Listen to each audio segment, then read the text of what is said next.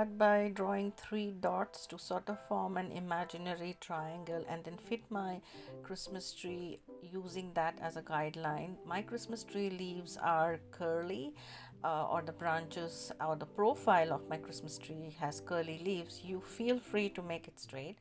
Then I add a big star at the top of the tree, some tiny little circles and big ones to represent Christmas tree baubles and decorations, and then some smaller stars in between two Christmas tree branches just to add a little bit more of decoration to hanging off the tree.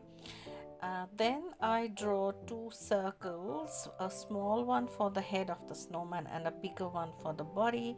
Add eyes and a carrot nose. I make the eyes at the top of the head and a pointy nose also at the top of the circle to sort of make it look like the snowman is looking up.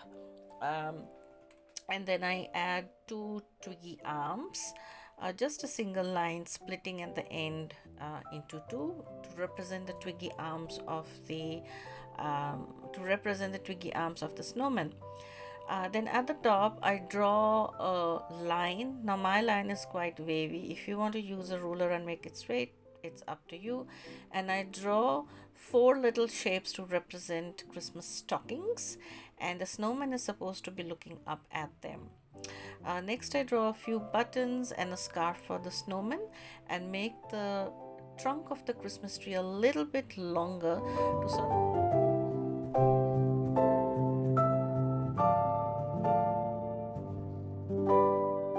base of the tree. I add 4 little square like shapes. They're not exact squares, but something that looks square like to sort of help me create the profile of gift boxes. And then I draw some crosses and tiny little loops at the top to represent Christmas ribbons that tie the gifts together. After that I erase any lines that I don't need and I start drawing from the front to back. So the gifts are in the front, in the foreground, so I draw them in first, and then the snowman. Lastly I will draw the stockings, and in between I would be doing the tree. Now the reason for this is we need to make sure that any lines that we don't need are erased before we work, and the best way to do that is start from the objects in the front. That way we won't be making the mistake of drawing onto objects that sort of overlap and then have problems in terms of how the objects have been placed in space. So yeah, that's about it. I sort of go ahead and make all the pencil lines outlined by my pen. I am using a brush pen over here. After I do that, I'm going to erase all the pencil lines, but before that I'm just going to draw some guidelines to write Merry Christmas in the foreground. Now you don't need to do this. If this is going to be a painting, then just don't leave that much of a gap that I have left in the foreground. You can have the foreground line sort of roughly positioned 1/3 from the bottom edge of the page.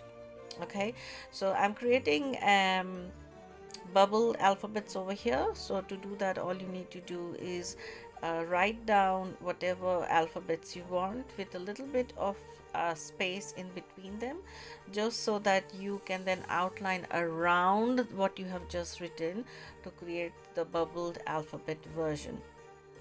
Okay, and that I find is a good way to create whimsy or school level like calligraphy, which isn't very complicated and you don't need a lot of talent for that. And then to finish off, I add some patterns on the stockings, and that completes this painting. Oh wait, I forgot to add some stars. So I use a fine tip pen to do this. If you don't have a fine tip pen, that's fine. Just use a fine ball tip pen that would be thinner than any Sharpie that you might use to outline the rest of the drawing. That way you have a bit more depth in your painting. Lastly, add some shadows, and there you go. Snowman, happy little snowman with the Christmas tree is complete.